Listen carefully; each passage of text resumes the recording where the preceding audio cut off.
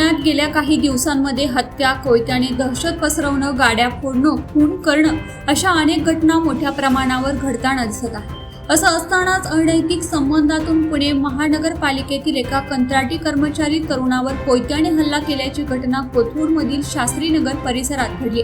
राहुल जाधव असं खून झालेल्या तरुणाचं नाव आहे.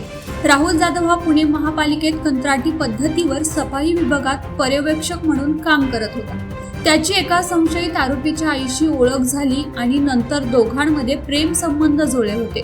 महिलेचे राहुल याच्याशी अनैतिक संबंध असल्याची कुणकुण महिलेच्या मुलाला लागली होती. त्यामुळे तो संतापला. संशयित आरोपी मुलगा आणि त्याच्या मित्रांनी नियोजन करून राहुलचा खून करण्याचा कट रचला आणि गुरुवारी 30 जानेवारीला संशयित आरोपी आणि त्याच्या साथीदारांनी त्याला गाठलं. त्याच्यावर कोयत्याने सपासप वार केले. यात तो गंभीर जखमी झाला. राहुलचा उपचारादरम्यान मृत्यू झाला. या प्रकरणी कोथरूड पोलिसांनी 3 ते 4 जणांना ताब्यात घेतलाय.